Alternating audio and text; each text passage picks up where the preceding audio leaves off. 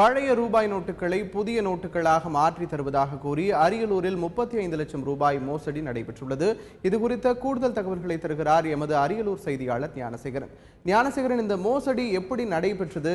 இதுல ஈடுபட்டவர்கள் யார் யார்? இது குறித்த விரிவான தகவல்களை சொல்லுங்க ஞானசேகரன். அது வழக்கத்துக்கு மாறாக நம்ம அரியலூர் பகுதியில் பார்த்தீங்கன்னா இளைஞர்கள் கூட்டமும் பெண்கள் கூட்டமும் அதிகமாக இருந்துட்டு இருந்தது. அது அந்த பணம் செலவு அறிவிச்சதுல இருந்து அப்ப இருந்தே இந்த கும்பல் ஒரு சில கும்பல் இந்த கருப்பு பணம் வச்சுக்கிறவங்கள்ட்ட பணத்தை மாற்றி தர மாதிரி ஒரு ஏஜென்சி புரோக்கர் மாதிரி செயல்பட்டு வந்திருக்காங்க.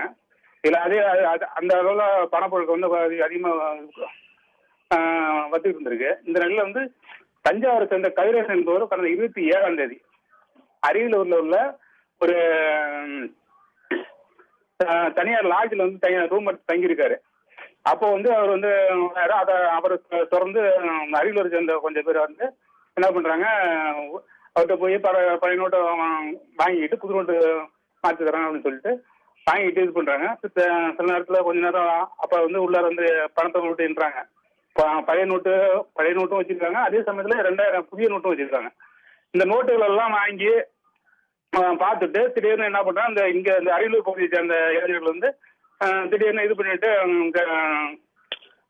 கார்ல ஏறி வெளில ஓடிடுறாங்க. உடனே கதிரேசன் என்ன பண்றாரு, அரைக்க பிறகு உள்ள சத்தம் போடாம இது பண்ணாம அவரு திரும்பி ஓடிறாரு. இந்த தகவல் அந்த பகுதியில் இளைஞர்கள் மூலமா போலீஸுக்கு லேசா கசிஞ்சதும் உடனடியா அவங்க இப்ப இன்னைக்கு காலையில இருந்து அந்த வங்கியில இருந்து சிசிடிவி கேமரா ஆய்வு பண்றாங்க. சிசிடிவி கேமரா ஆய்வு பண்ணும்போது இவங்க பணம்ன்றது போறது எல்லாமே சிசிடிவி பதிவாயிருக்குது. மேலும் இது சம்பந்தமா ஒரு முக்கிய ஒரு மகன் உட்பட ஒரு 8 பேரை பிடிச்சி போலீஸ் ரகசிய வேலை விசாரிச்சுட்டு இருக்காங்க. அந்த விசாரணையில மேலும் இவங்க வேற எந்த மாதிரிலாம் பண்ணிருக்காங்க அப்படிங்கிற மாதிரி ரகசியம் விசாரிச்சுட்டு இருக்காங்க. அது இன்னும் கூடுதலாக இருக்கும். அதே சமயத்துல இந்த ரூபாய் நோட்டுகள், புதிய ரூபாய் நோட்டுகளும் பழைய ரூபாய் நோட்டுகளும் போலீசார் கைப்பற்றிருக்கிற அதிகாரப்பூர்வமற்ற தகவல் நமக்கு சொல்றாங்க.